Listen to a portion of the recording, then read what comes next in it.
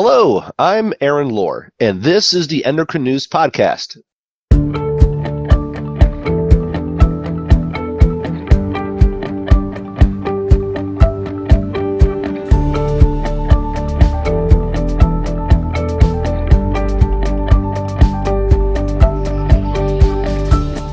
Today we're talking about biosimilar insulin, its safety, efficacy, what sets it apart from biologic insulin, and when it should be considered for use.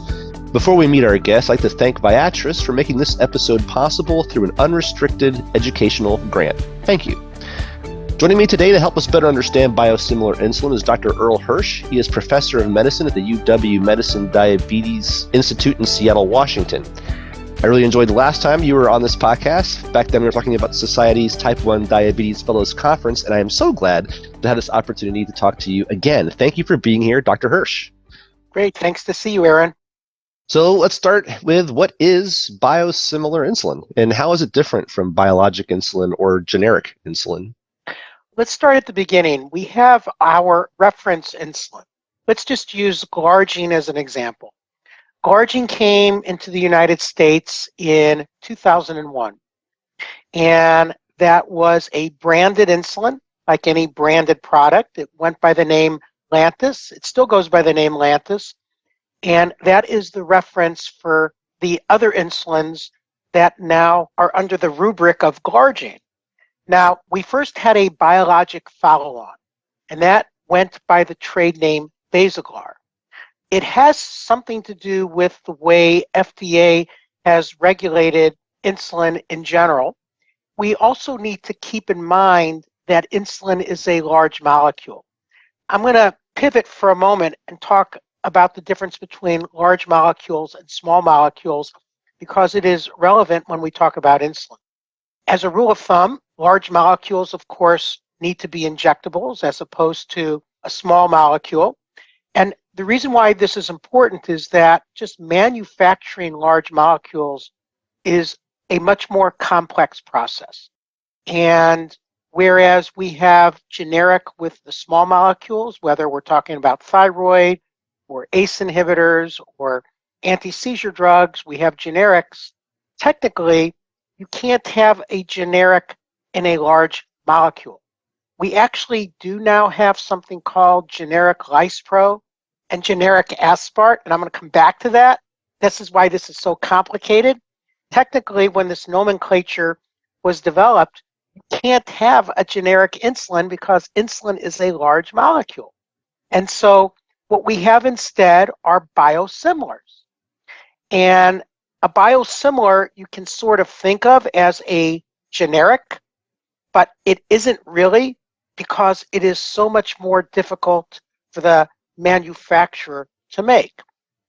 So our first biosimilar with glargine was Basaglar, and it was called a biologic follow-on because as the FDA was developing the rules for what that would mean and how this needs to be more like the reference method, which is Lantus, the original biologic follow-on molecule such as Basaglar, was not interchangeable.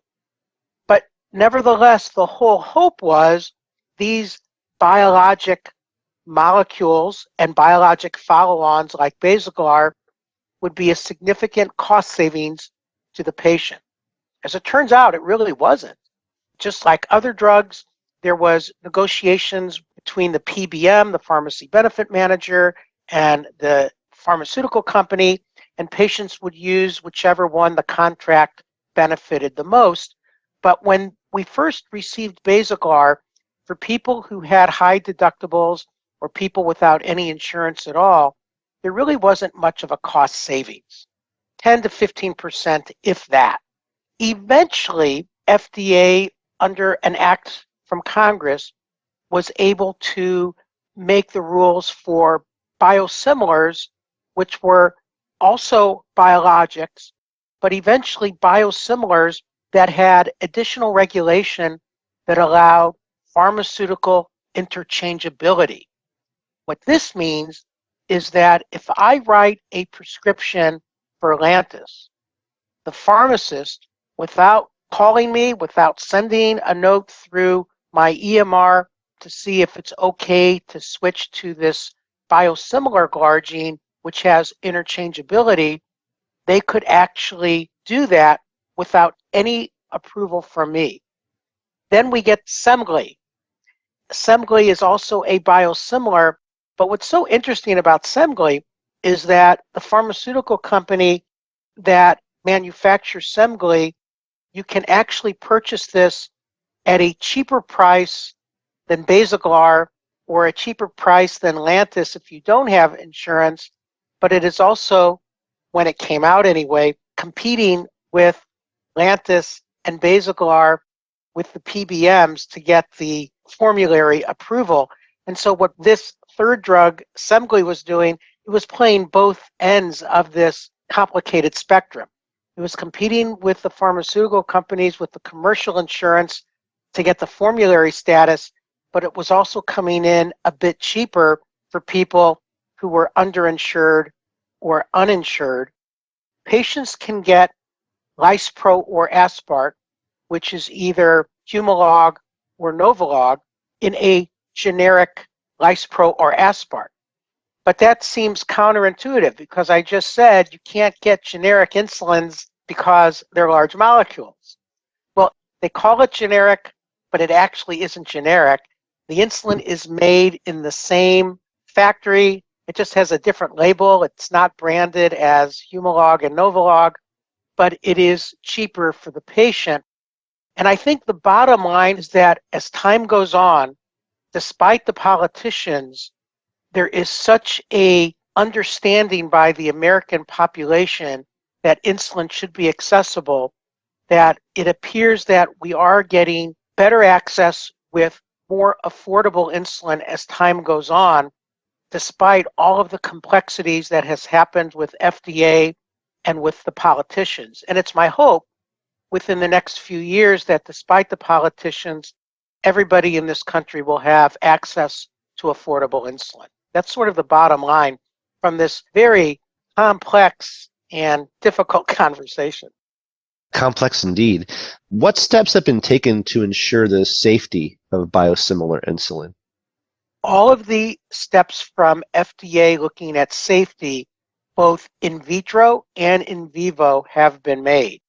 Remember, by definition, a biosimilar has to be similar enough to the reference product, no matter which that reference product is, that it can be used unit per unit instead. And that includes all of the safety issues, whether it has to do with glucose lowering, how long the insulin will last at room temperature, how it does in heat, and then the more severe concerns, how does it deal with things such as mitogenesis with cells that potentially could cause malignancy, things like that that are done very early in the insulin process. But rest assured, all of these insulins pass all of these safety bars, and your clinicians should have absolutely no concern that their patients will have any additional safety issues with biosimilar insulins. So they're safe, but what do we know about the effectiveness of biosimilar insulin? Same issues with effectiveness as safety. I was concerned about this when we first received our first biosimilar insulins, Basaglar and Admelog, but based on reading what the regulatory steps the companies had to go through with these, and then just the fact that the patients were very happy to get less expensive insulin, and now having had experience with this over the last few years, I have zero concerns at all about any of these insulins in terms of efficacy or in terms of safety. So if they're safe, they're effective, who may benefit the most from biosimilar insulin products and what needs to be considered before using them? My feeling is that if you have an insulin that is approved by FDA in the United States, you should feel very safe to use it. And really, at the end of the day, it's whatever insulin you can get the least expensive. There are going to be more and more insulin caps depending on the state one lives in. And if a patient is using an insulin that they haven't used before because it's a biosimilar, the patient should have zero concerns whatsoever if it's a US insulin. Now, the only exception to this is when patients bring in insulins from other countries. At one point, this was a few years ago, I counted over 100 different types of insulin in Russia. I don't think in 2023 too many people in the US are going to go to Russia to get their insulin. But Indeed. having said that, that's just an example. There are insulins made in other countries that do not go through either the US FDA or the European EMA in terms of efficacy and safety. And those would be the insulins I'd be concerned about. But here in the US, I would not be concerned with any of the insulins if they pass the bar through the US FDA.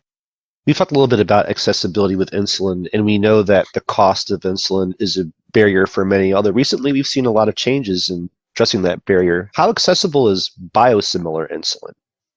The biosimilar insulins are becoming very accessible at any pharmacy in the US. You can get it.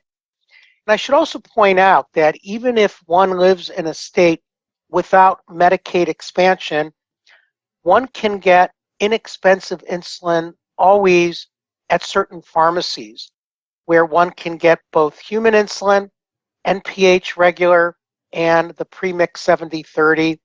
And now, although I have not seen it yet, I have seen online that Novo Nordisk actually is now producing a Walmart brand. The name of the brand is called Rely On Aspart. So one can get at a relatively inexpensive cost, just like they can the Rely On NPH and regular.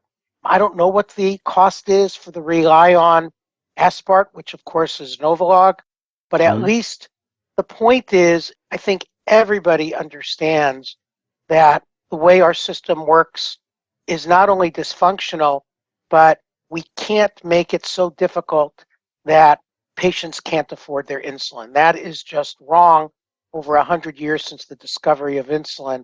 And I actually think that the insulin companies understand this, commercial pharmacies understand this, and what we really haven't talked about is how did we get to this place? And I will just mention that the real enemy here has not been the pharmaceutical companies, it's been these middlemen where the manufacturers have had no price but to increase the retail price of the insulin so they could put in a higher rebate so they could get the contract. And the whole point of this entire discussion with insulin caps, biosimilars, interchangeables, now new programs with each of the companies to cap insulin, the not-for-profit company Civica, the whole point here is that the system did not work. The typical system with the PBMs was really wrong for insulin. And quite frankly, the two biggest insulin companies, they're doing just fine with their GLP-1 receptor agonists in the world of diabetes. There's no reason to watch people suffer struggling to get their insulin any longer. And I think everybody, except of course the politicians who voted against this, everybody else is in agreement. We've got to make changes. It's not happening immediately overnight, but we do see the winds changing, and we do see it very clear that it is becoming easier for people to get their insulin. And again, my prediction is within the next few years, this particular problem won't be a problem at all. Well, that's a good optimistic outlook. When you think about the winds of change and what's coming in the future, how big a role will biosimilar insulin play in the future of diabetes treatment? It's hard to predict because when the biosimilars were initially discussed, and this was really over a decade ago in Congress, nobody could have seen what was going to happen with the cost of insulin. And the whole idea was to give people more of a choice. But now that we're seeing that the branded insulins, Humalog and Novolog, for example, are going to be, for the most part, capped for all Americans, what does this mean for biosimilars a decade from now? And especially when you look at a company like Civica that will have a biosimilar insulin, which who knows? Maybe the most common form of insulin a decade from now or 20 years from now will be from a not-for-profit company. I can't predict because I don't think anybody could have predicted we would have gotten into the place we are now. But it's been very interesting to see how this all worked. Well, this has been a fascinating conversation. We covered a lot of territory, and there's still some question marks out there, aren't there? But thank you so much for taking the time and joining us today, Dr. Hirsch. You bet, Aaron. Thank you for having me. And that's all for this episode. I hope you enjoyed it. We're looking forward to bringing you another fascinating dive into the world of endocrinology soon. But first, I have an announcement about the podcast. The Endocrine Society has partnered with Convey Med to have our family of podcasts, including the Endocrine News podcast and our Journal Club podcast, Endocrine Feedback Loop, featured on their app. If you'd like to listen through the app, be sure to download the Convey Med app and search for Endocrine News Plus. You'll find all of our episodes there. Until next time, thanks for listening.